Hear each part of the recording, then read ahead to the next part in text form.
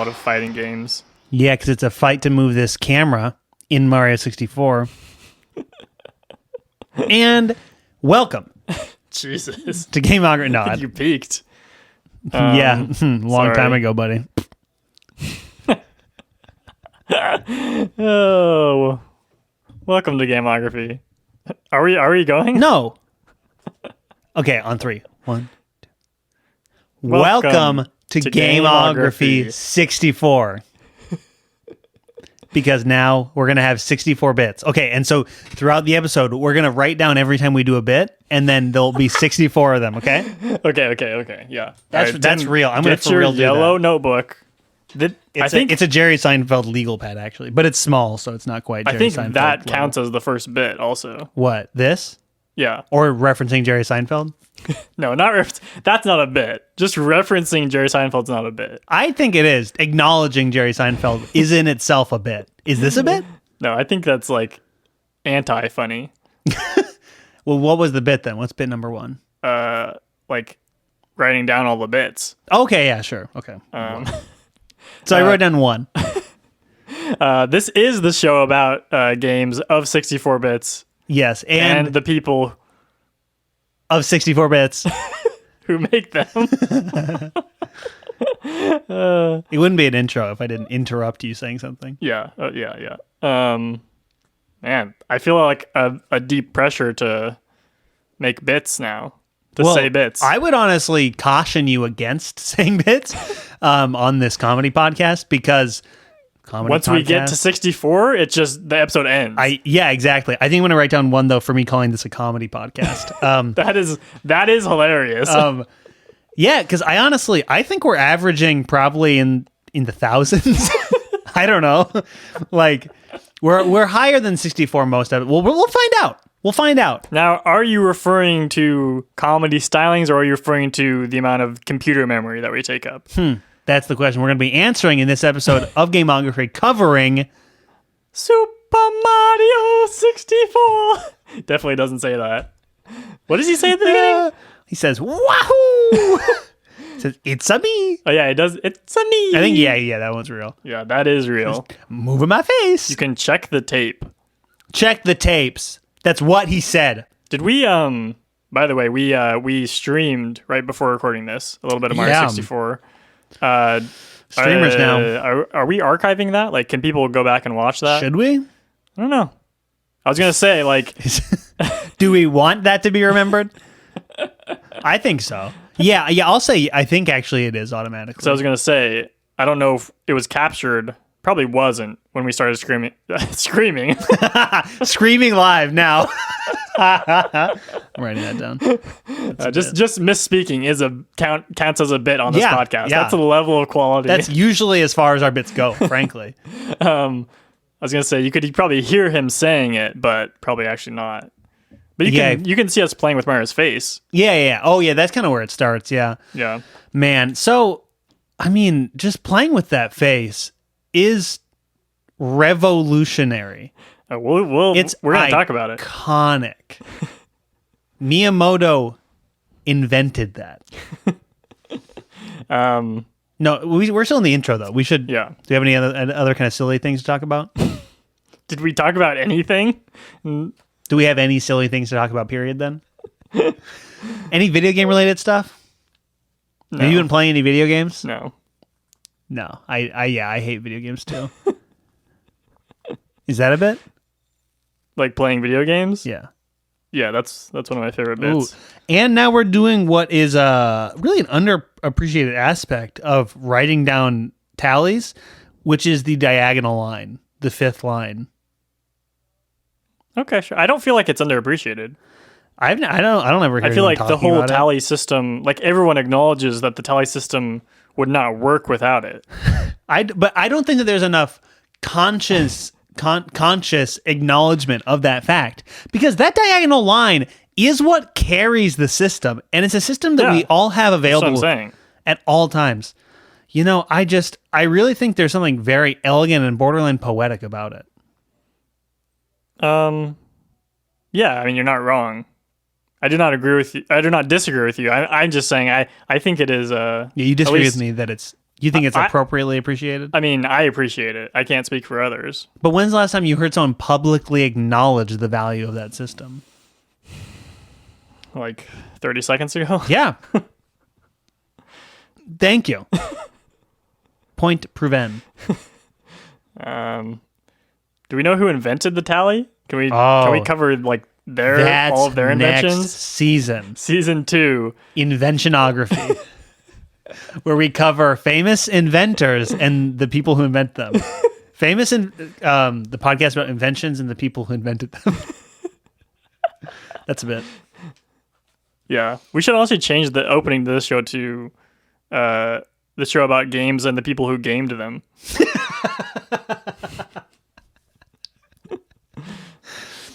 I like that, yeah.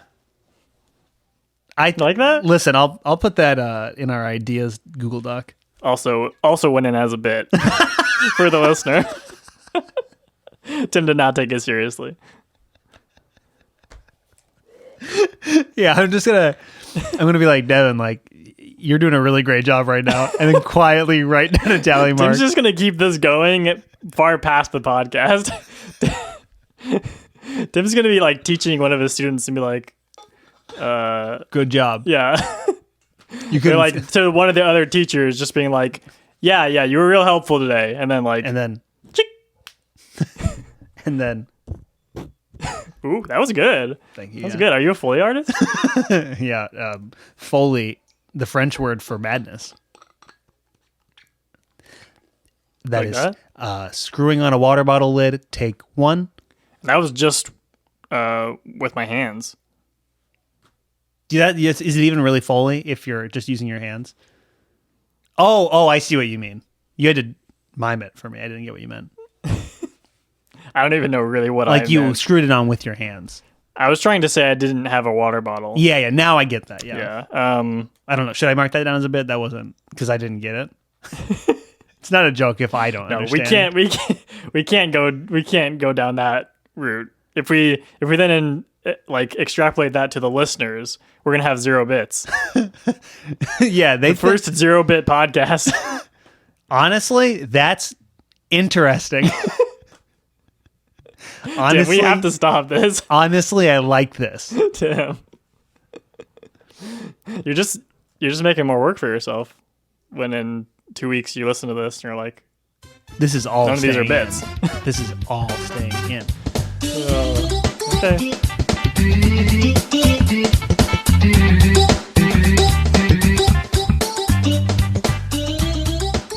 Okay. Wait, did we actually say what game we're playing? We did, yeah, in that 20-minute intro. Okay. We did, yeah. We're in case you just skipped all of that. I would really understand if you did. We were talking about Mario 64. You said it like Mario, yeah. Yeah. So, you didn't say it, Mario said it. We had Mario come in for his guest appearance. Yeah. And we'll be talking also about just the creation of the Nintendo 64 as they kind of go hand in hand. Interesting. I wanted to just, because a lot of my research comes from this article, shout out Ethan from The History of How We Play. Big shouts out to Ethan. At .wordpress.com. Is that the same Ethan that you were friends with in college? I do not believe so. That would be quite a coincidence. Maybe. He was a writer. There's only like two Ethans in the world. Yeah. Ethan Hawke. And then... Devin, that's exactly what I was about to say. I know, because you think about him every day. I really do. I actually was telling Annie this. Surprised you don't have his picture on your wall. Oh, man. I need to find an old hardcover book with his face on it so I can cut it out. That's why I got all those pictures, is I cut them out of hardcover sleeves. What? So, Devin, the thing I was going to say about Ethan Hawke is that he has this video on TED Talk where he's just in his little barn and he's talking. And in the video, it's all about the firing line clip where William F. Buckley interviews Allen Ginsberg. Really? That's what his TED Talk is about? It's like he uses it as an example of the big idea he's talking about, which is to be a fool or something. It's like I don't quite remember. Okay. All this to say, Ethan Hawke. What a man. What a guy. One of 2 Ethans in the world, as we've established. Yes. In our great bit that we were doing. Was that all one bit? Does that get a second check mark? I don't know what you checked, so Me listen, either. I can't do your job for you. That's true. That's all I gotta say. Our story begins in somewhere in 1992. Nintendo was, as we covered in a previous episode, facing a bit of a unprecedented challenge by Sega, and then also coming up Sony. And they were looking to make a bit of a splash at CES, the Consumer Electronics Show. Oh yeah, from Silicon Valley. Yes, where it was invented. Yeah, Thomas Middleditch. And so they teamed up with a company no longer in existence, basically, called Silicon Graphics. Oh. From the Silicon Valley to make a face rig animation of Mario, where an actor would sit behind the screen in a booth and have it's kind of like we all understand what this is now because this is how they do motion capture. Yeah. Like this is how they did like Avatar and stuff. Yeah. But it's like where they have like cameras and stuff and like sensors point, like a thing you put on your head that all points at your face. Oh my god. So that when you talk, like the animation talks. So they had a Mario head made by this company, and they put out a casting call for Mario. Wow. And we know what happens next. I have a clip to play. The story of how Mario got his voice.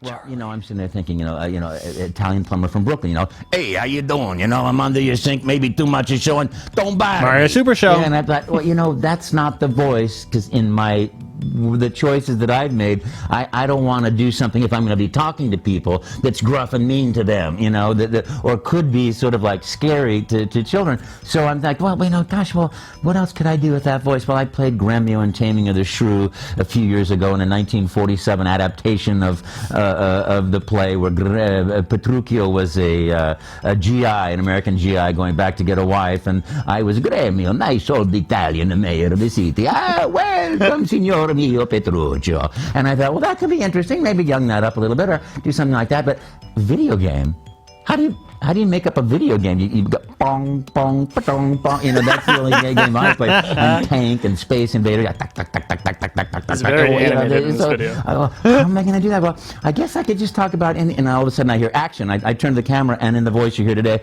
I said, "Hello, it's me, Mario. Okay, let's make a pizza pie together. You go get some sausage. I'm going to get some spaghetti. We're going to put the spaghetti and the sausage into the pizza. Then I'm going to chase you with the pizza. Then you're going to chase me with the pizza. And then when you catch me with the pizza, we're going to make a lasagna. And when we make a lasagna, I'm going to chase you with the lasagna. And then we're going to make some other type of pasta." And I don't know what I said, but I just started talking and didn't stop talking until the tape ran out. And the story goes that the guy who was doing the audition, like the casting director, only sent that audition back to Nintendo and was like they did a bunch of auditions. They're like, they only sent the one. They're like, this is Mario. Because he was like the only person who apparently did like a different take on it than like. Oh yeah, I guess they all would have done. Yeah. That like kind of thing he was saying at the beginning. Yeah, and because that's what they did in the Super Show, and it's just and the Mario movie, which at this point, you're right, was out probably. Oh wow, and we'll be covering in the next episode of Gameography with special guest Matt, special guest Matthew, Matthew Devil, Matthew and the Devils, and that is Charles Martinet. I don't think we said his full name, but I always thought it was Charles Martinet. Well, I don't know. Who knows? His voice though, I was laughing when I was watching it, and then he started talking as Mario, and it was just like I went into a daze. Like it's so mesmerizing to hear him talk. Just that voice he does is so good. So then he did that like at CES with like the thing. Oh wow! There's you can find video online where it's like, and this is also where like the Mario head thing at the beginning of Mario 64 comes from. Wow. Because it's like the same concept, basically. It's just like Mario's floating head. Yeah. And then what they would have him do is like, because it was live, like they would have him like talk to people walking around out there. So he would like call out to people and like have conversations with them and stuff. Oh my and just like be making jokes and stuff. That sounds so fun. Yeah. Oh my gosh.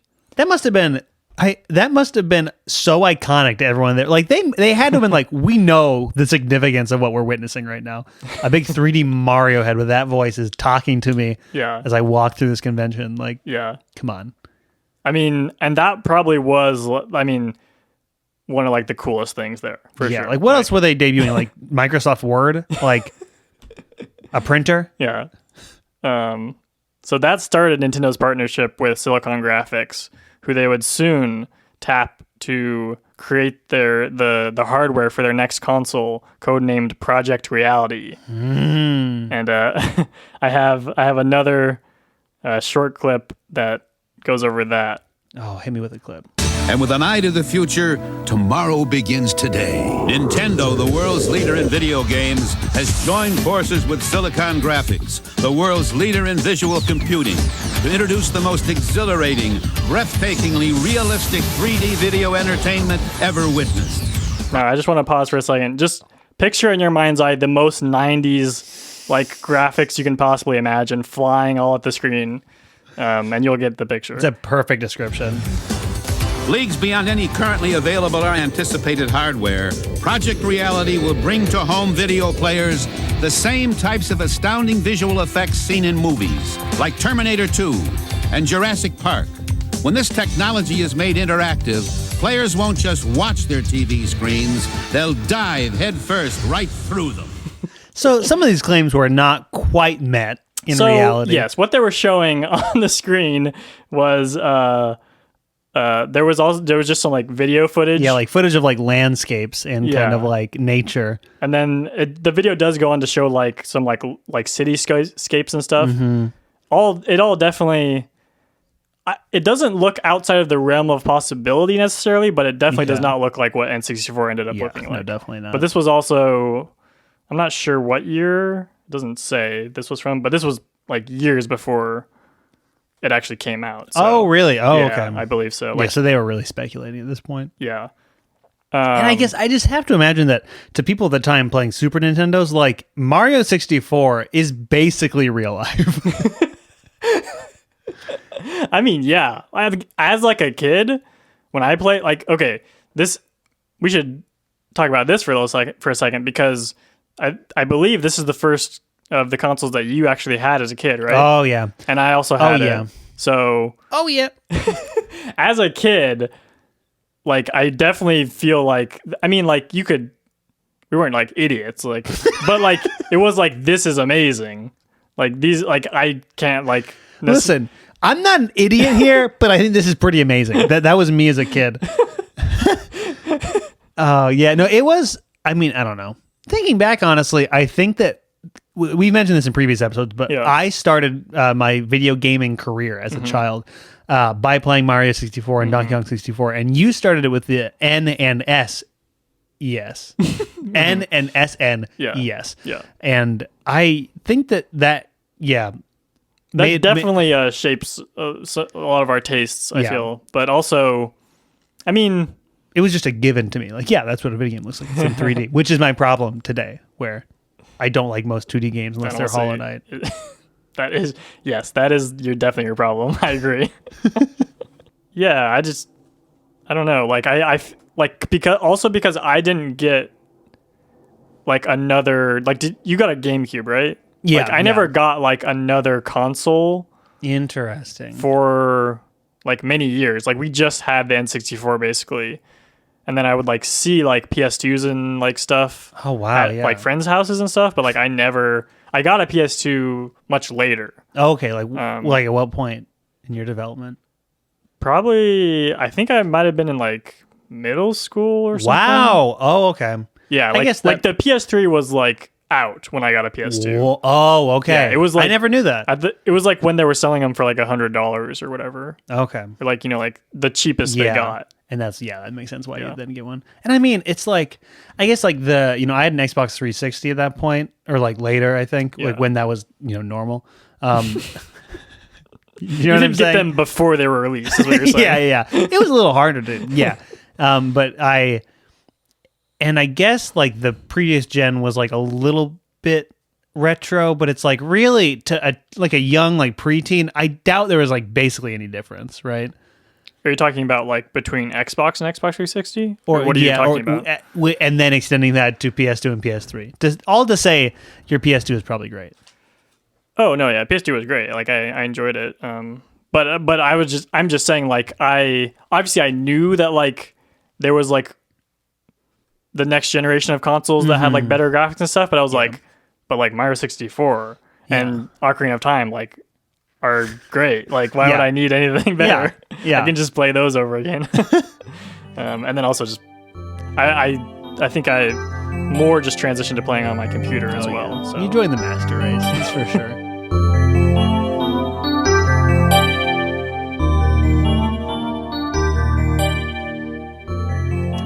The console kept getting delayed, like multiple times as it was going through development. A lot of speculation as to why this was, whether it was like the hardware not being ready or like the games not being ready. Yeah. Gosh, I mean, they must have just launched been... with 3 games for it, so that's definitely a high possibility. Yeah. And Mario 64, like, they were just betting that was going to be enough for people to want to buy it, which clearly it was for a lot of people. But also, I think Mario 64 did take longer to make than they. I mean, they're working in a whole new world. Yeah, these games are. You're not playing them on your TV. You're diving into the TV. Tim really gets taken in by advertising. What were the other 2 games? Good Q. I believe Pilot Wings. Oh, yeah. And there was one other one. I did tweet one of them. There's one that only got released in Japan. It's like the Japanese version of chess called shogi. Oh, okay. And it was like the like in 3D. Like the in 3D, and it was like the like of the time like chess master guy, like the new hotshot guy. And he's like on the cover, like all posed cool. Wow. I tweeted that mistakenly thinking that our release was up to date with where we were recording. So you'll have to dig back into the archives. Yeah, look back about 2 months and you'll find that tweet. Okay, but Devin, what's weird to me is that you're saying all this stuff about tweeting, air quotes, tweeting. But I don't even know what our Twitter account is called. How would I at that Twitter account or follow it? Well, you would type at Gameography Pod. So it's at Gameography Pod. And then you would type your tweet. And then you type your tweet. And then you would hit follow, like, subscribe. And you hit follow, rate, subscribe. Yeah, you can rate Twitters, right? Yeah. Just like you can rate other things. Okay. Let's talk about the controller of the N64. You know, I really didn't even... I can't believe I didn't think about the fact we need to talk about this. There's a lot to dive into. Talk about this. It was designed by Lance Barr. By a computer program? By an AI who didn't know what human hands looked like?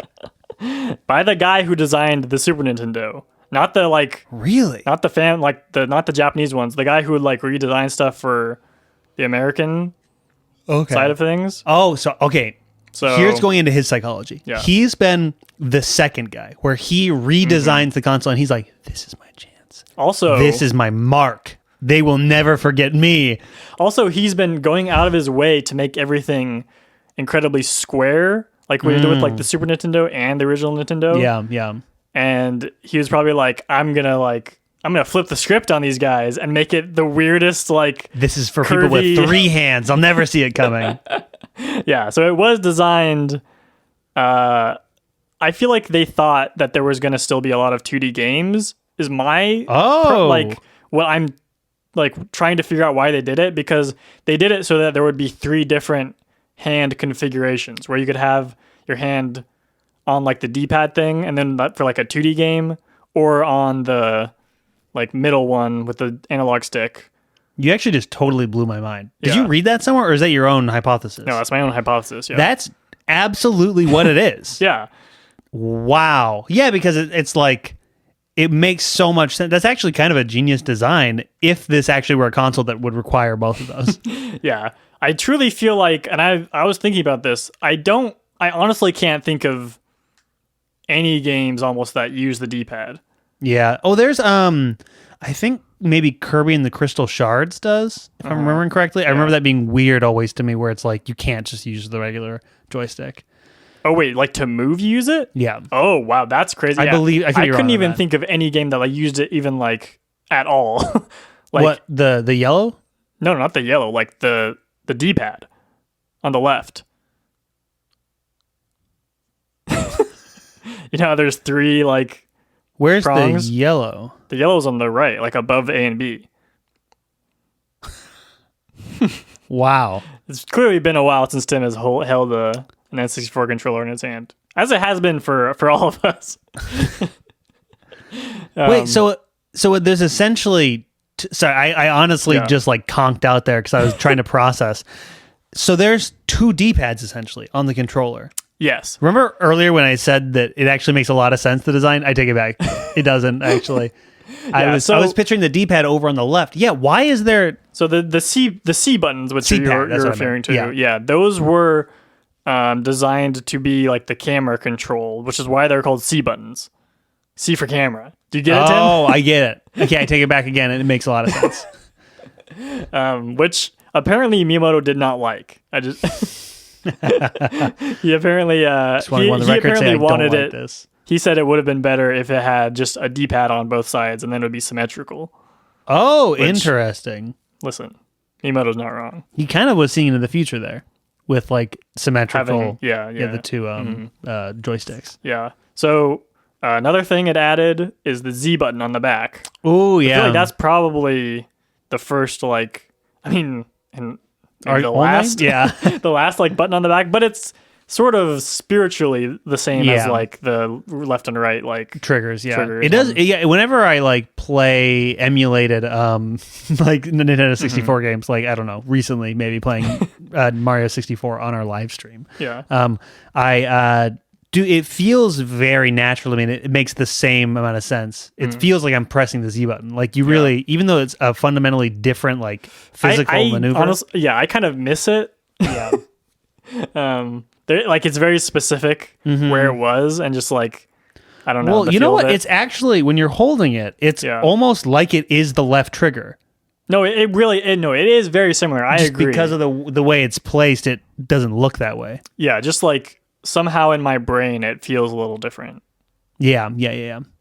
I'm moving my hands to like. I thought you were trying to like signal something to me. I'm signaling like, cheat codes to you, like CC. Yeah, like okay, then we got to hurry up. CZ, LZ, CPAD. Apparently, they went over 100 different designs before they decided on what ended up. Truly, can't imagine. What were the rejects? It's not a bad controller, is the thing, and Nintendo. Honestly, ever since the Nintendo 64 has always had insane controllers. That is really true. Like, yeah, they have not. They really did kept have the tradition alive. Yeah, the Joy-Cons are bonkers. Yeah. As you know, the GameCube controller is insane. And you know, this is another matter of like childhood nostalgia where I have recently seen people saying how the GameCube controller is like just as bad as the N64. Oh, I think it's bad. And see, I can't even wrap my head around that because that was my controller. I love that controller. I feel like objectively, when you compare it to the other controllers that were of that same generation, it is like far worse. Nope. What is good about it? It is okay. So it is ergonomical. It's round. It's colorful. It's beautiful. Big A button. I don't necessarily love the little red B button. That doesn't need to be so small. But then you got the 2 guys on the top and the right. I'm just describing it to you because I don't even need to give points. It's just so objectively good. And then you have the triggers on the analog triggers that go into a click. It feels so good. They're so big and they're perfectly designed for your finger. And then you have the Z button, which is actually like a bumper on the right. Mm-hmm. Kind of just have foreshadowing the one less button than the other ones because you would have. Wait, did they already have the 2 left and 2 right? Well, I don't know if Xbox did. I think, but PlayStation had R1, R1, L1, R2, L2. The simplest button names, hardest time saying that. I don't. At least the Pikachu Switch battle controller that I gave thing you for your birthday. Yes. That you gave me for publicly denounce my birthday gift to you, please. I do not agree that it is ergonomical because I was playing. I to get the full experience. I was playing when I played a bit of Wind Waker, emulated. I used that controller, and truly, it just like hurt my like wrists. What? To use it? It's great. I don't know if that's. I think it is a little different than the actual like OG. Yeah, no, it definitely is. Yeah. So that's definitely why you don't like it. Yeah, that could be it. That could be it. I do not deny that. There is Nintendo Power in the lead up to Mario 64 claimed, quite honestly, like as I read through like over and over again, that the controller was made specifically for Mario 64. Where it was like this like interesting. It was like it might like it feels like good to run around as Mario with the N64 controller. And it's no surprise, it was made for it. But according to like a guy who actually worked on like for Nintendo, that's not true. Yeah, that makes sense. And also apparently like that when they started making the game, the controller wasn't even like finished. Interesting. So like they literally, according to like different accounts, they either literally controlled Mario with a keyboard, or one person said they used like a modified Sega controller, which is insane. Whoa, that's bold. Yeah. Also, very very big development. It's the first basically controller with a analog stick. Oh, yeah. For home video games. Wow. And it's the first one that had center, like recentering, I think is what it's called. Where you press like L and face forward? I don't, no, not that. I think on it's the like, joystick. Yeah, like the joystick would snap back. Oh, really? Do they not do that like in arcades? I don't know, but there was like a couple, there was like an Atari system that technically had a joystick, but it didn't do that. Oh, so like I was reading that like it basically sucked. Yeah, that sounds horrible. Yeah. Trying to do that. And so Miyamoto. This podcast is about Miyamoto. Forgot. Yeah, we're getting to Miyamoto. He was put in charge of various game development projects for the new N64. Now, at the time, obviously Nintendo did not have experience making 3D games. Or like working with this new like kind of hardware. So they were working with a lot of American companies, I believe, and he was like kind of overseeing them. One was a DNA-based driving game called Buggy Boogie. Oh, okay. That sounds fun. I like the name. Which, according from a guy who worked at the company, was you had these vehicles that would eat other vehicles and adopt their powers and morph. And he said Nintendo would sign 3-month contracts, and Miyamoto apparently said like he didn't want to see like any of their documents. I don't know if that means like design documents or what. Yeah, probably, I'd imagine. And he was like, I'll just be back in 3 months and see if it like see how it is. And apparently it was not up to Miyamoto's like quality standards. Yeah. He said find the fun, and they didn't find the fun. That's what he's always saying. But Miyamoto was simultaneously working on he wanted to show the world how to do it with 3D games with his project for the next Mario game. So this guy, he's saying find the fun. It's not fun enough, and at the same time designing these camera controls. Damn. And the sound getting ahead of the penguin crying. Yeah, talk about fun, Shiggy. And I have a fun quote from Shiggy from an interview around this time where the interviewer said, "We've noticed you've stopped smoking. Is this simply because you don't have time anymore?" And Miyamoto says, "No, it's because I have to work with Americans." And then the interviewer says, "So what new vices have you taken up instead of smoking?" And Miyamoto says, "I've been eating lots of sweets," which explains this, in parentheses, points to his stomach. I can picture Miyamoto doing that. That's so on brand. Wow. That's so funny. Yeah. So I wonder if he went back to smoking. That's my takeaway. And if he is a true Hayao Miyazaki in that sense. Just like constantly chain smoking. but he's gonna live to 100. Yeah, I think yes and yes. I don't know. I haven't ever seen a picture of him smoking, so I feel like that. I did see a quote. I think it's at least I saw that it was in the high score. Yeah. Where I think it's somebody that was working on Star Fox said that like he like was smoking constantly. Oh wow! During that making of that game, so. I also, what is up with that interview? He said maybe that explains Star Fox. Honestly, yeah, he was. It is a head full of smoke. He's just so, he's just so hyped up he can't even think straight. He's like, yeah, it's like just make it faster. Make it faster. Put more meteors. Make more flashes. But that brings us to the development of Mario 64.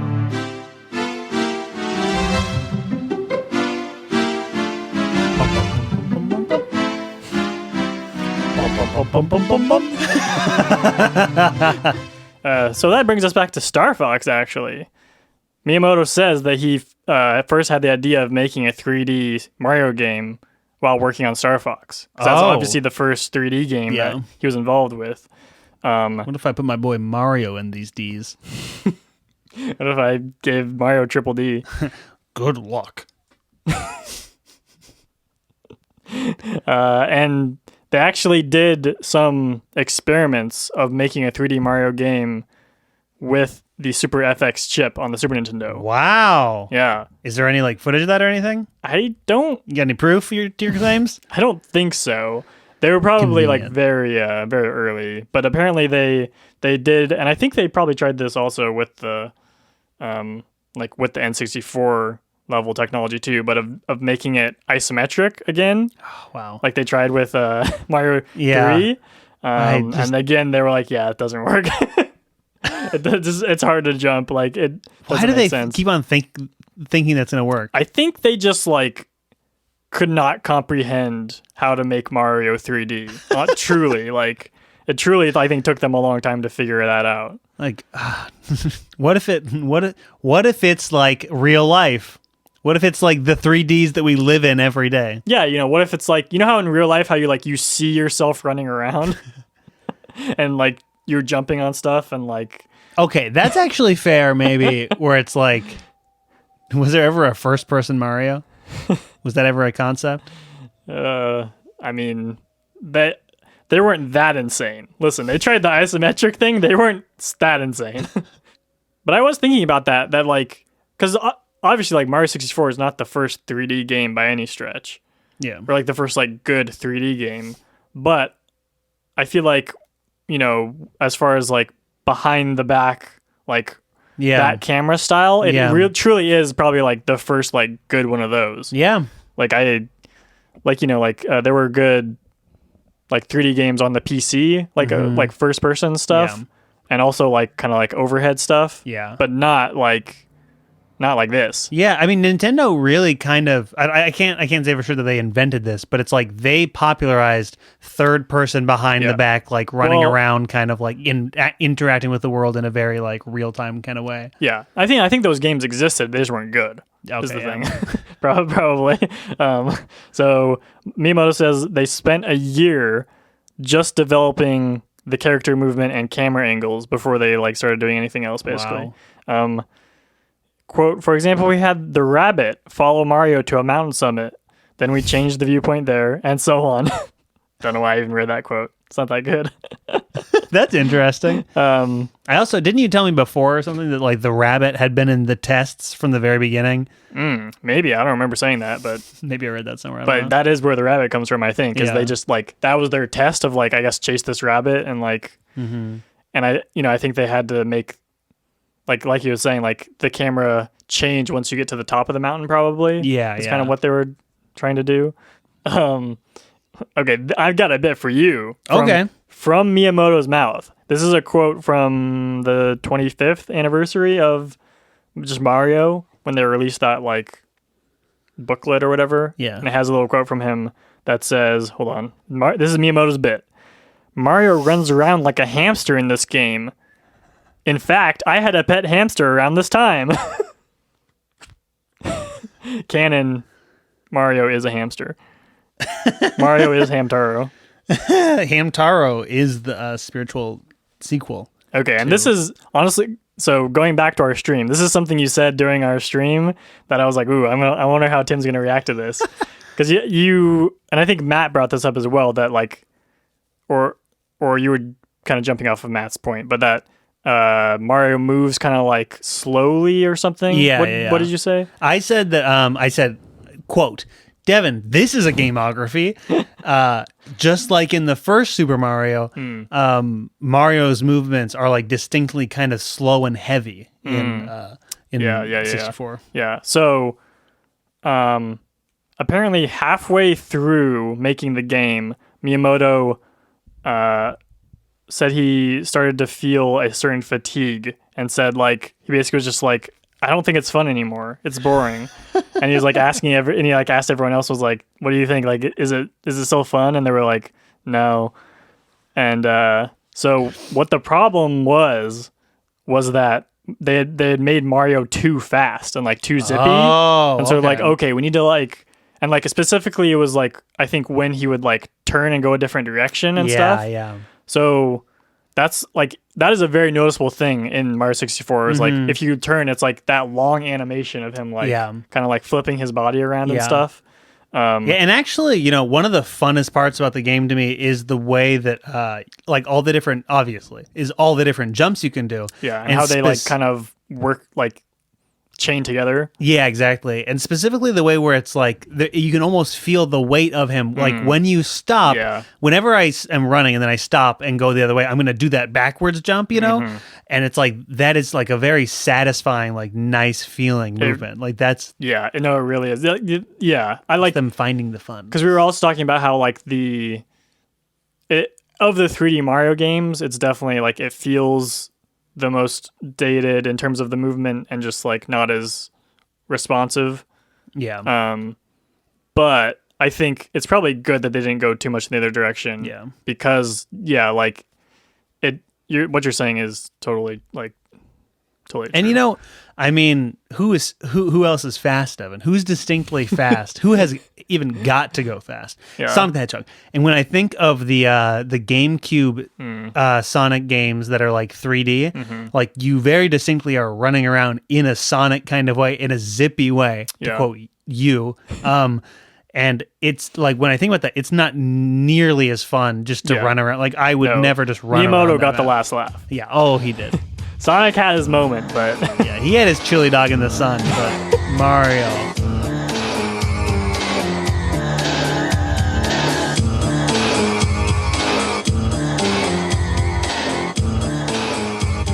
This is probably my favorite story about Mario 64. So they've had booze previously. Oh. All the way from Mario 3. Keep it 21-13 or PG-21. What? PG-21? What do you... Wait, I don't even know what you're trying to say. Booze. Like drinks? Yes. Drunks? Drunks. Don't worry, I'll cut that out. No, you need to keep in PG-21, Tim. That's a bit. Oh, that's a bit. Okay, that's a bit. So, and they talk about that, like they literally... This is in a Nintendo Power. I don't know if this is truly like a story that comes from this game, since boos were in like Super Mario World and act very like similar. Yeah. But the story is that so Miyamoto is saying like we include a lot of like details from our own lives in the game. Like how I'm followed around by ghosts that won't move when I look at them.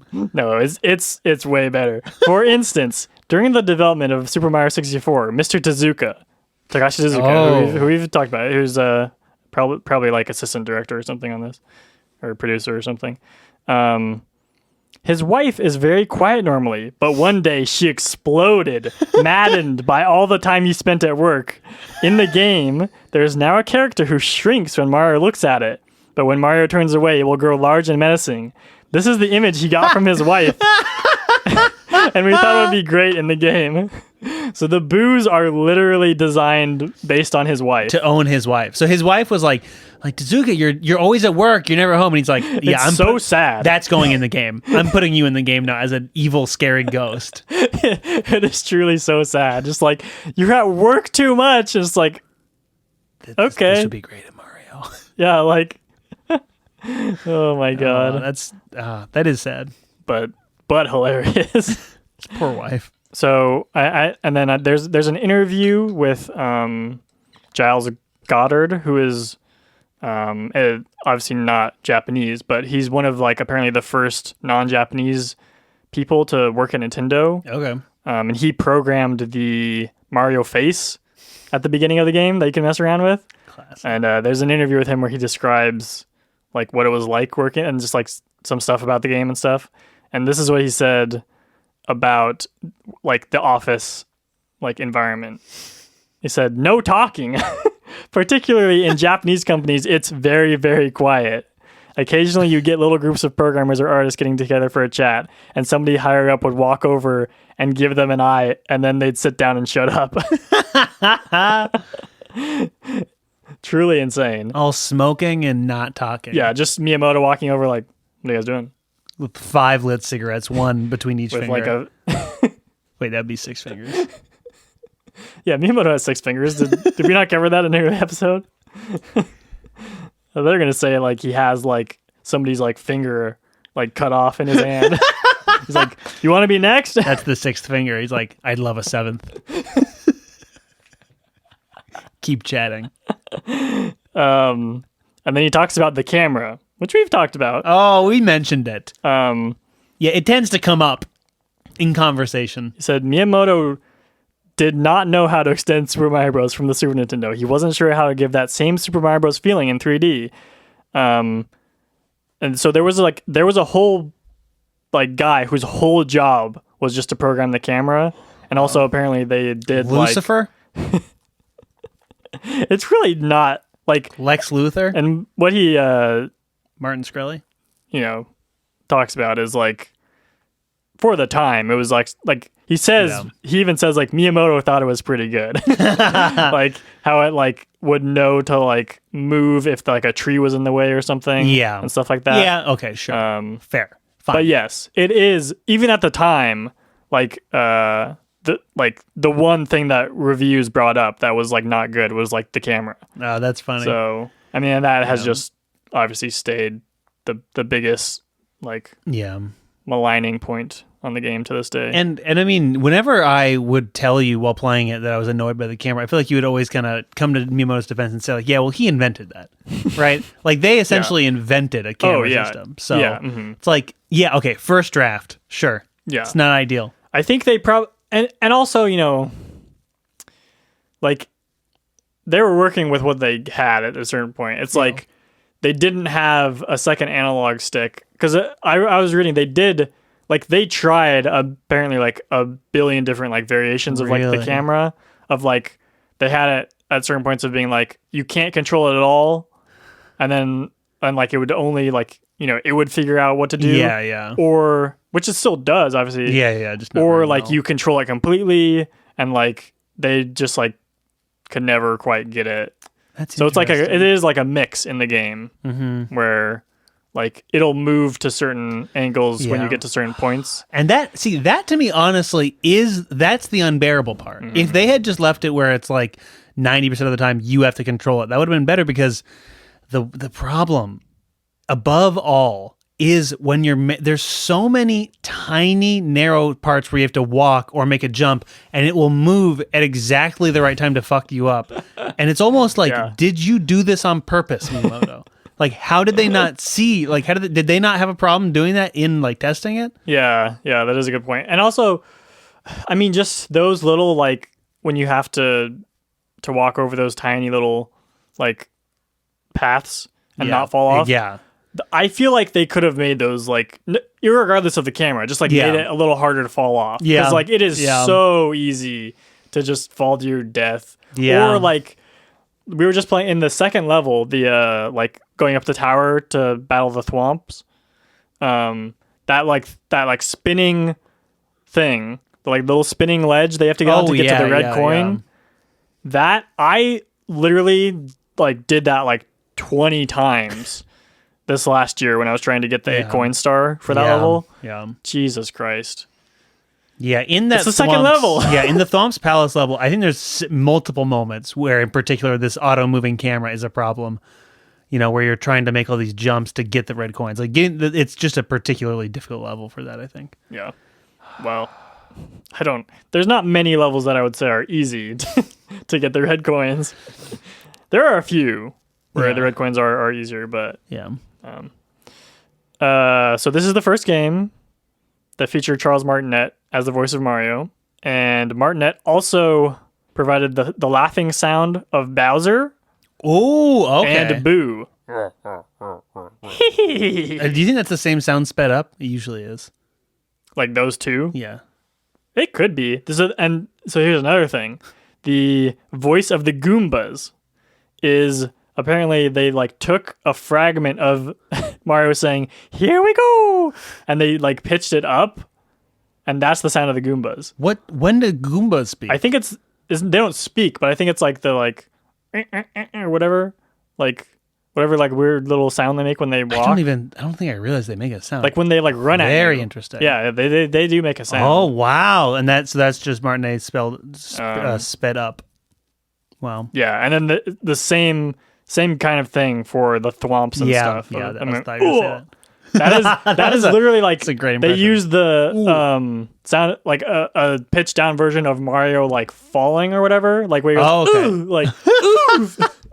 It's literally just oof. Same thing. That's a great sound effect. That's among the more iconic sound effects of the whole game. Yeah, I think, which is saying a lot. But Tim, tell me what do you think about this game as the first game you ever played? Wow, I mean, it is just like it's impossible for me to really view it objectively. Yeah, it is like, I mean, to me, it is probably the single most magical video game in existence. Like on it, like, I mean, yeah, I do have like maybe less nostalgia for it now, having played it like twice. Recently. I think in the last like year or two. Yeah, basically. But it's so fun. And if they got rid of the technical things like what we're talking about that make it really frustrating, it would be like essentially a perfect game.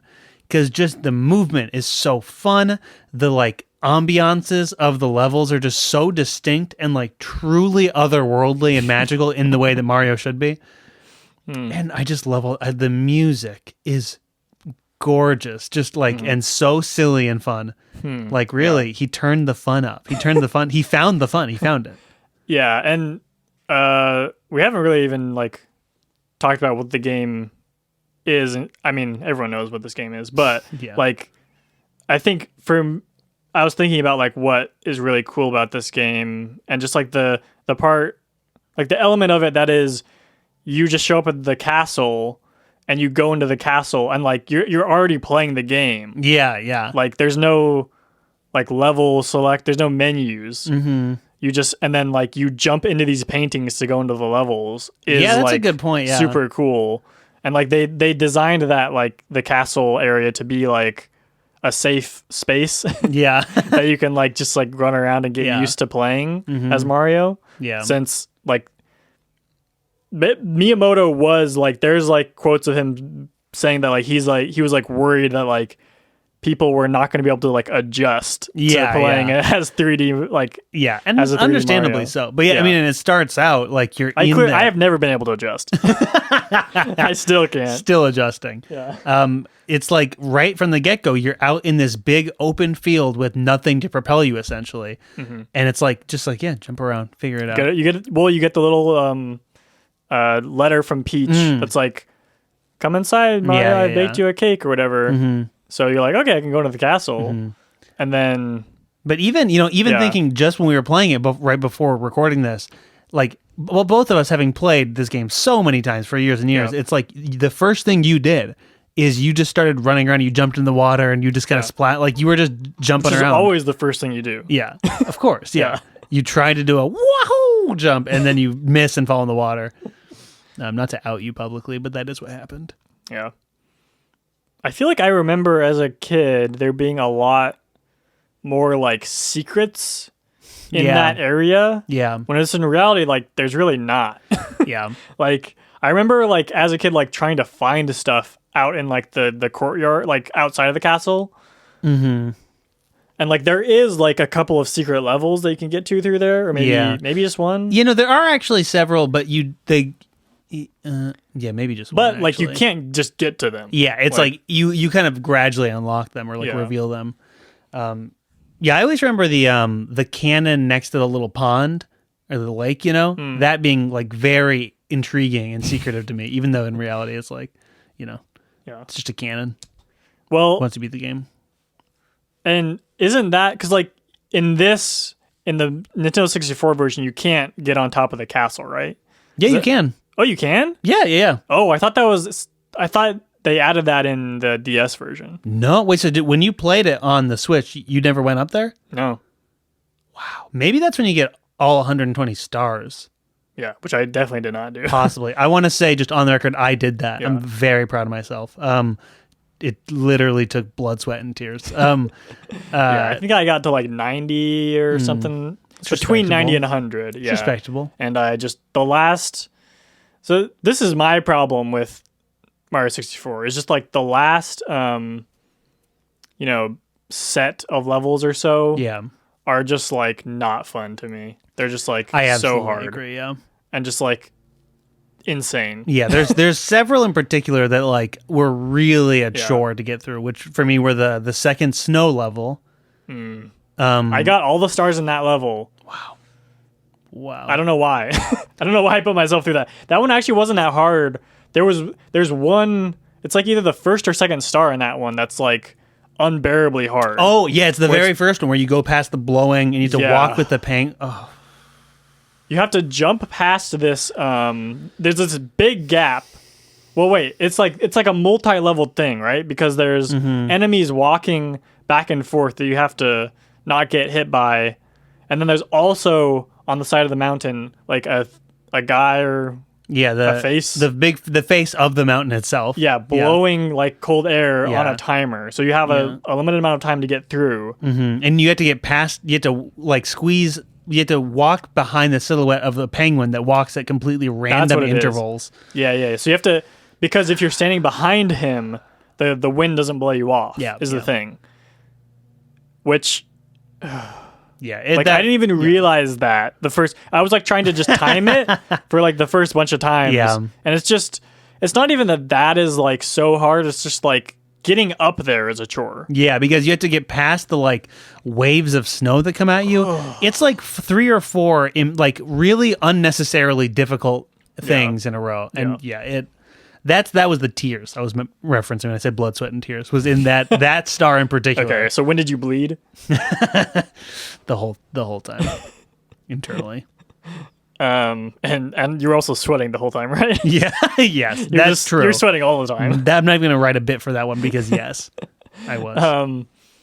For me, it's the Rainbow Road level that I truly hate. Rainbow Road? You mean the floating Not one Rainbow in the sky? Road. Yeah, but you know, it's basically Rainbow Road. Yeah, that was my second example. That one and those then the clock one. Oh yeah, that one is pretty tough as well. And also, honestly, like the small big one. Yeah, that has some particularly frustrating moments. Yeah, where it's just like if you get knocked into a part of the level that you like didn't want to go to, it's like borderline impossible to get back. Like it takes so long. There's that section where you have to swim for just like a minute and a half. Yeah. You know what I'm talking about? Yeah. Like if you come in small, you're on this little island, and to get to literally anywhere else in the level, you have to swim for like a minute and a half. Yeah. It's so obnoxious. Yeah. Yeah, I think that it's like basically once you do the first round and then you do the basement round, and those are flawless, perfect levels essentially. I mean, within the what do you think about the standards of Mario? Yeah. What do you think about the sand level? Oh, I love the sand level. That one is another kind of frustrating one, but it makes up for it with its charm. I guess here's my thing. I don't like the flying, like the wing tap. Oh yeah. Do you like that? Like I just can never, like I never, as a kid or as an adult, like I never figured out just how to really like control it well. Yeah, I find it very fun to do, but like to actually get the coins is incredibly frustrating because the way that Mario flies makes no sense. It truly doesn't. Where you'll go so fast that you can't even control what you're doing, and then suddenly you have no more momentum, and it's just like you sputter. Yeah. You're not Sonic, Mario. You're going too fast. Stop eating chili dogs, Mario. Get the coins. Yeah. Yeah. I would just find that like I would just like landing in the correct spot. Yeah, that is like impossible. Yeah. So yeah, getting those coins like on top of the pillars, especially. And was there one on top of the pyramid somewhere? Maybe. Yeah. My God, very tough. And also because there's a like how you get the wing cap is you look up into the sun. Good thing to teach kids to do. Stare straight into the sun. Directly into the sun for like 30 seconds. And then you get teleported into like the sky world. Where it just shows you how cruel the red flying cap will be to you. So there's a star you get from there, right? Yeah, if you get all the red coins. How is that even possible? I think I got one red coin when I was trying to do that. Like, yeah, actually, well, there is a second level just like that, I believe, where you just fly around and get red coins. It's it's on the opposite little storage space that the Rainbow Road level is in, to quote how you said it. And both of them I remember taking like significantly longer than most other stars. Like those are in the top tier of difficulty in terms of stars in that game for me. Yeah.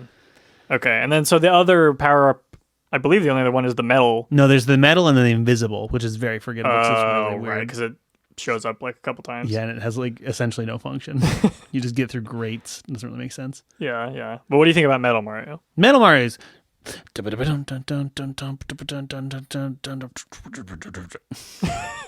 That's the sound. I should actually overlay the music there. But keep you doing that in? Yeah. It's... I think Metal Mario is fun. It is kind of frustrating, and it never quite... There's something missing from it for me that doesn't make it as functional as I'd like it to be. Yeah, to me it just feels like they, I don't know, like neither, like none of the ways that they try and like change up the gameplay really work for me. Interesting. It's like it feels, I don't know, the Metal Mario thing, like it's like half a thought almost to me. It's like so like, I don't know. Yeah. It's like you can like walk underwater and like you're heavier. That's it. I don't know. It's like not fun. Yeah. Really. It's not fun being heavy. It's not fun walking underwater. Yeah, I guess you are right. And especially, it doesn't really add much to the gameplay. I think that I do like it a lot though, if only because they really did a great job in like making you feel like you're metal. Now that I agree with. And then like the sound effects. When I dived into my TV, I felt like I was metal. I am Metal Mario. I felt like I was new metal. Yeah. I enjoy the experience, but you're right. Yeah. It sucks. I like it, but you're right, it does suck. And then my other like only problem with it, obviously I agree it's like a great game, but the only thing that I thought when I'm playing it again this past year was like at a certain point, it's like the first round of levels are all like, and the basement levels I feel like are all like well like themed and like cohesive. Yeah.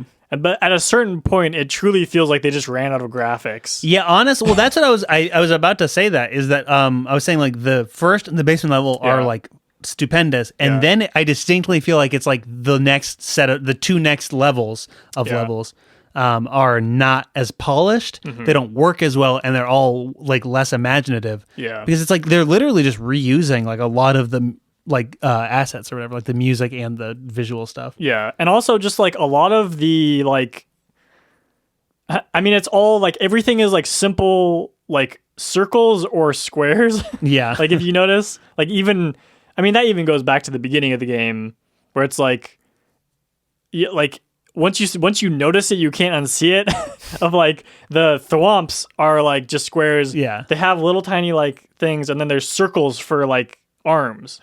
They're just plain white circles. Yeah, it's like they truly like just didn't even like try to like I mean, it's fine. Like, it's like one of the first 3D games. Yeah. So like, it give still them circle looked. Hands. Yeah, give them circle hands. Who cares? And then like, I just love that like a lot of like the like platforms, like elevators and stuff like that. Yeah. They just look like if you like put like a rectangle into like a 3D like modeling program. Yeah. It's like what it looks like before you put any like texture Yeah, exactly. on it. It looks like the default like item in the program. Exactly. Yeah. Yeah. Like it kind of works because it like at least that's like kind of an aesthetic, even though it's not really like cohesive. Yeah, it's a look. It's that is definitely the look of like the Bowser world. Like when you go, interesting. I feel like more than or like those kind of like side levels, you know, that aren't like the painting levels. Yeah. And I quite like the Bowser levels. What do you think about those? Oh, I really like those. Yeah. Yeah. Yeah. Those are in like the classic Mario style of you just got to get from one end to the other. Yeah, that's true. Yeah. Yeah, you're right. That's like that's one of the very few points in the game where that's like how it works. It's just getting because that's like we didn't even talk about that, but that's like the big. Besides it being in 3D, that is the big change. Is like the levels are not like you get to the end. Yeah. It's like you have an objective, and sometimes they don't even really tell you like. Like you don't know how to do it. It's kind of like a little puzzle. Yeah, it's like you're like exploring and you get it has the character of like a real physical place where there's like little mini locations in this little map that you're in, and then you know how places are. You know how there can be like rooms inside of houses? Yeah, like little. How I would describe it as little mini places inside of places. It's like what if inside of a house you had several mini houses? It was a house within the house. Yeah, and then you had like a little mini place inside of that you like laid down on. Are you talking about a bed? No, I'm talking about a little mini place inside of a little mini place. Well, yeah, little mini place. Yeah. Yeah. Okay, but that is riddle me this, Tim, because you are famously more pro 3D Mario. Yeah. If I'm famous for one thing, it honestly is that. Versus 2D Mario. I feel like you make me bring this up every podcast. Cut to maybe me bringing it up myself, but like is it more the like moving in 3D and stuff, or is it more the like going like that level design and like going for like the different like running around the same level a bunch of times to get different stars and stuff? Wow, Devin, are you my psychoanalyst? Because I think you're spot on. I've always thought that it was the moving around in 3D where it's just like more what's the term, like you can feel it more. It's more tactile almost. Yeah, that doesn't actually make much sense, but no, that makes sense. It's just like more satisfying and fun, just at the base element of jumping or whatever. Yeah. But all of my favorite games generally are open world games where it's like I definitely noticed that about you. Like I honestly have a hard time playing games that aren't like that, where it's you like don't just run around in circles. I just want to get lost somewhere. Like I mean this is an aside, but in high school or college I predicted to Devin the fad of walking simulators, where I said, Devin, I want to go take a walk right now, but it's raining. I wish there was a game I could just play that was like taking a walk. I want to simulate taking a walk. Have you played any walking simulators since that time? Didn't you called Outer Wilds a walking simulator in that episode? I mean, it kind of is. Yeah, it's like one of the main things you do is walk. And it simulates physics to go along with that. I love that. What's that? There is one more that I know I played. I can't think of what it is though. Mimosis or mitosis. That game, yeah. Eating simulator. We should play a walking simulator on this podcast. We should do a whole season on that. Who designed all the walking simulator games? Who's that guy? I don't know. Yeah. But what do you not like open world games, Devin? Do you like having a place you have to be? I mean, I prefer 2D Mario games for sure. To answer your question, I prefer 2D Mario. I do. Yeah, I don't know if I love the like going in to like the same level not a billion times, but like multiple times. Yeah. I do like it, but because they do, like one of the things they do also in a lot of the levels is kind of like change it a little bit depending on which star you're doing. Yeah. Which is fun. get a little surprise. Well, yeah. But you never know what's gonna happen. It's mostly like how you remember it, but it's a little bit different. There's a little turtle walking around. You can jump on the little turtle's back. Get his little shell and then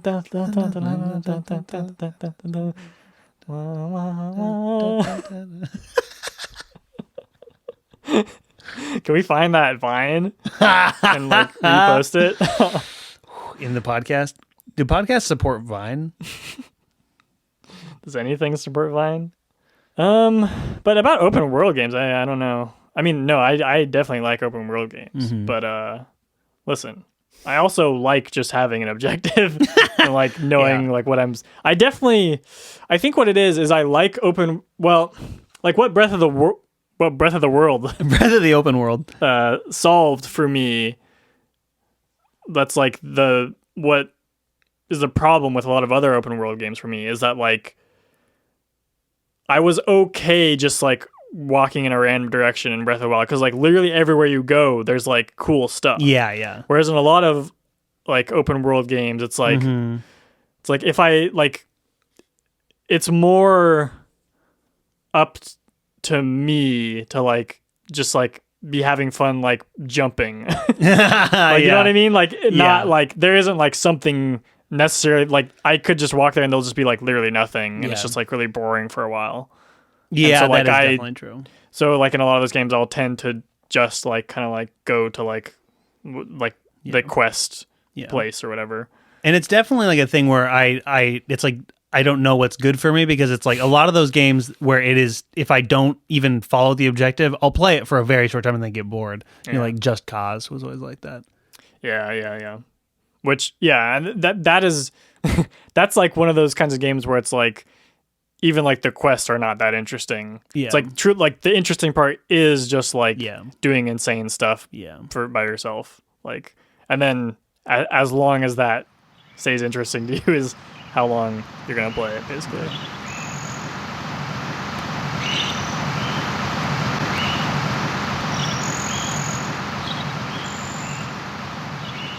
All right, had to take a short break there.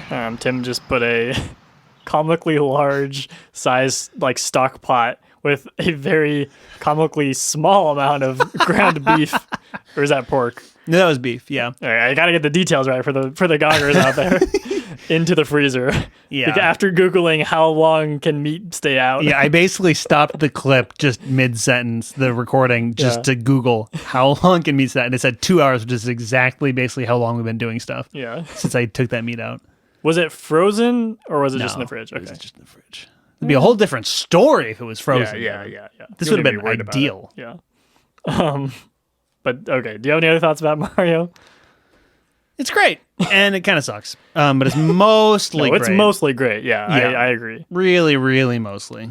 If you had to guess what Miyamoto said was the game character from Super Mario Bros. That represents him the most, what would you say it is? Oh, this Not what you think it is, but what he thinks it is.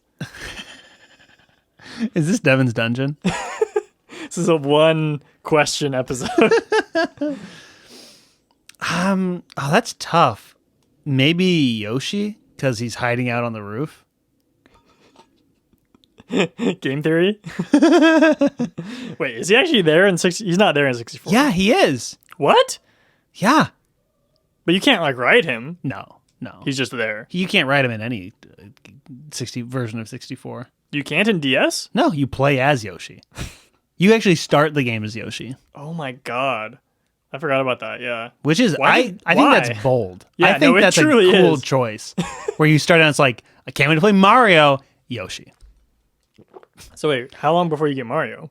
I don't think that long, but it's like 60 stars. Yeah.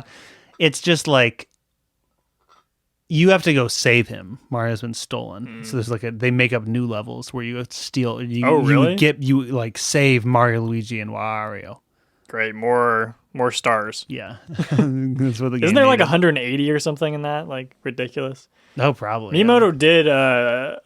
There was a plan for more levels of Mario 64. Wow, I would take. I think our hypothesis that they just ran out of time for those later levels is true, but also like, and that they like probably like delayed the N64 to make more levels and stuff. But who is Miyamoto in the game? Okay, so this is a quote from an interview with Miyamoto. When asked what game character would represent him best, Miyamoto responded, Lakitu in the Super Mario series. He seems very free, floating in the air, going anywhere, and that's me. Literally, that's so accurate. Where it's like behind the scenes, guiding everything, and also, like we keep saying, the most sadistic, evil character in the whole game. Just like Miyamoto. Yeah. And that guy's an asshole in other like Mario games too. Yeah. He's the guy throwing shit at you from the sky. Yeah, no, it makes total sense. Miyamoto Miyamoto actually. That is the guy that in the stream you were like, that's actually a picture of Miyamoto's face. It all comes full circle, baby. Oh wow. Tim, give me a bit update. How many bits are we up to? Devin, well, would you consider what we just said a bit? Was there a bit in anything that we just said right now? I would not say so, no. Okay. Well,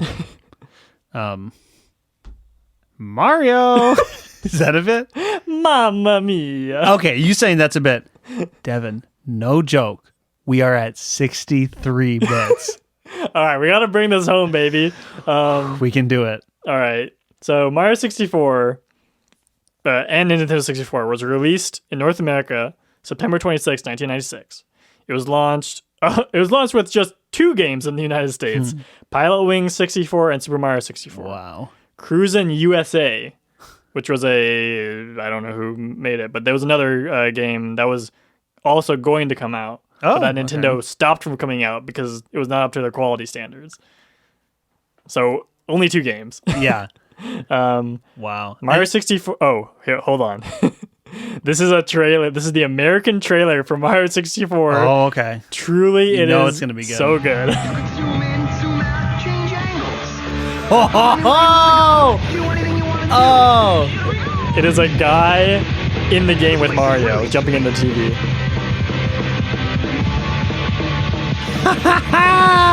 That's so good.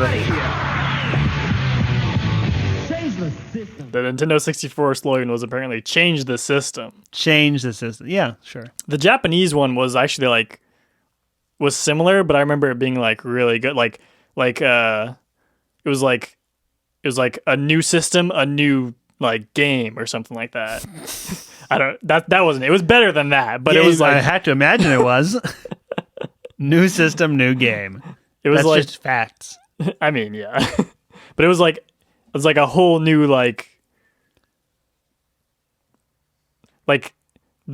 game in the sense of like the life as a game.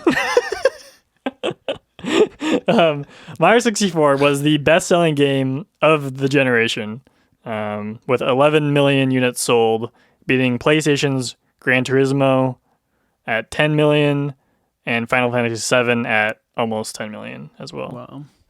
So even though, and we'll talk about this in a later episode probably, but the Nintendo 64 was not by any means like the number one system. Mario 64 was still the number one game of the generation, which that's is pretty crazy. That's pretty bonkers. I don't even that doesn't even quite make sense to me.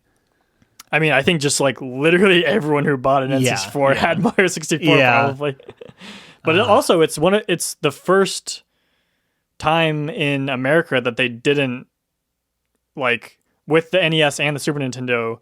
If you bought the NES, it came with Mario. And same thing for the Super Nintendo. Interesting. But N64, they're like, no, you got to buy that separately. It's too expensive, baby. Yeah. The N64 was $250 when it came out, and the games were like between like $60 and $80, I think. Which I remember my mom even talking about that. Of just like the Nintendo game, like the N64 games are like so expensive. That's weird. Because the N64, this is a really funny fact, was the last video game system until the Switch to use game carts, not discs. Oh my goodness. Nintendo brought it back. Wait, what? Like home console? Yeah. Okay. Not like Game Boy. Yeah. Because wow. Yeah. And I feel like this is a thing everybody knows, but like that explains a lot of the differences between the N64 and PlayStation. Yeah, of course. Yeah. That for one, I think there's a lot of reasons, but one of the reasons that like the PlayStation ended up being more popular is because like the games could just like it was so cheap to make the discs as opposed to like it literally cost them just a lot of money just to even make the little carts for N64, and it took them more time to make it, so like they would have like even just like from a business perspective, which I feel like people don't think about that much, is like they would have to really like be good at guessing how many they were going to sell. Yeah, that's true. Whereas like with a disc, they could just print more really fast. Yeah. So it was like That's interesting. Yeah, much easier. Also, I think it's worth mentioning that the difference between carts and cartridges and discs technologically is essentially like the difference in it's like one has more RAM and the other has more storage, right? Well, yeah, it's like the carts load faster. But they can't hold that much information. Yeah, but it's like the difference in the game, or what that yielded in the game, was that PlayStation could have like more detailed, figures or whatever, and more detailed like, I'm waving my hand, like images, like it could have more data, but it could have less things on screen at once than and that's why if you picture like a PlayStation game, it's a lot of them were like way more closed in, like smaller spaces and stuff, whereas and have like a lot of fog and stuff. Exactly. And Mario from the beginning is this huge, bright, open world. Huge. I mean, compared. Yeah, no, it is. Yeah. And I think that's like the difference to me is like the PlayStation's more flashy where it looks a little better, but the Nintendo actually gives you better games because it's like more. No, the N64 definitely just looks better. Like really? It is. Yeah, no, the graphics are just better for sure. Okay. Like the N64 was the most powerful system, and I think Nintendo. That is, I think, the last time that they did that, and I think it didn't work out for them. Is kind of what they took away from that. That's funny. But it was a mix of things. I think a big, reason for them losing is just because they lost a lot of like not as many other companies made games for it. Yeah. So there just wasn't that many games for the N64. In the end. Yeah, and especially compared to PlayStation, which had infinite games. Yeah, because Nintendo had like pissed off everyone by the time. that they, because like. They were kind of a bully as a company towards other companies. They were like, you can either release your game on the Nintendo and nothing else, or you can't do it. Was basically like they were like very hard line on everything. Jeez, just like Miyamoto on the playground, like make it more fun. Yeah, they're like make send it more Miyamoto fun, bitch. Chain smoking. And Devin, I think right then just marked the 64th bit. I think we had a bit in between there. I think we got... Yeah, I guess. I was kind of worried about that. It seemed like we had a couple of half bits. Yeah. Couple half wits with some half bits. And that's 65. I have a final quote from Miyamoto. Okay. This is from a game developers conference talk that he gave in the late 90s. He said, "We have expanded this industry and welcome new users with innovative products that continue to surprise us. We've developed Mario-style scrolling games. Tetris was born, and we were stuck on the talk of spectacular 3D graphics of Mario 64 and racing games, but we saw a huge hit in the form of Tamagotchi, a tiny keychain boasting pictures made up of no more than 10 or 20 dots. At that time, I thought that Mario 64 had lost to Tamagotchi." In parentheses, laughs. Miyamoto quickly adds in English, "I'm serious." I'm serious. But truly, and that's the other thing about the N64, it really did bad in Japan. Oh, it only sold interesting. 4 million N64s in Japan. That's really weird. It did, but it wasn't like a flop in the States, right?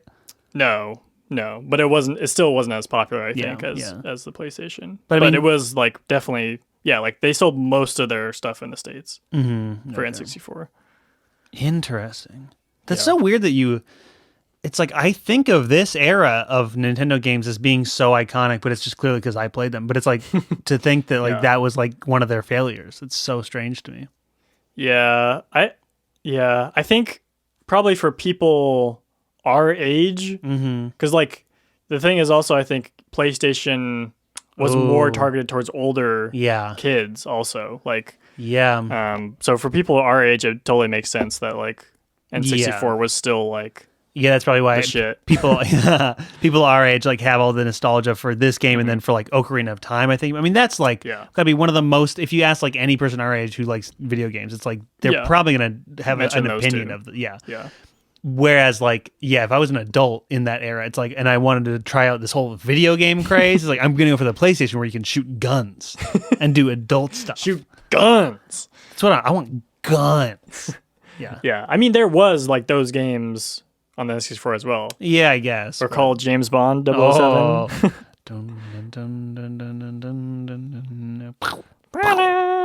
Yeah. Yes. Are we gonna get a copyrighted for that? Yeah, as opposed to all the other all the public domain. Listen, Koji Miyamoto, Kondo. we're in with Miyamoto though. Yeah, Koji gave us he told me personally, and nor should it be. No. But yeah, that's what we got for Mario 64. Wow, one of the greatest games of all time. And next week we'll be talking about one of the greatest movies of all time to match. Super Mario Bros. Movie.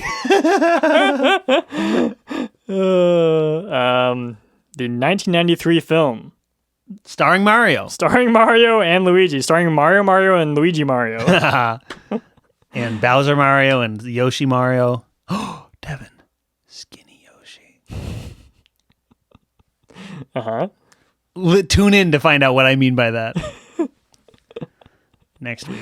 Tune in. Yeah, tune in. Maybe. No, I mean, you should watch this movie. Yeah. I can say. If you watched The Wizard, you definitely should watch this movie. Yeah. I don't know. It's been a long time since I've seen it, though, so maybe it is going to be truly painful. Oh, I'm sure it's going to be bad. I'm sure it's going to be painful. But if you come out with an open mind, with an open heart, just willing to accept it for what it is, you'll probably have a good time. If it's anywhere near the level of enjoyment I got out of the Mario Super Show, then we're set. If Toad's in it. Yeah. Yeah. Oh, and I believe Toad is in it. Really? I don't actually remember. Me either. Tune in next week to find out at Gameography, the podcast. All right. Bye-bye.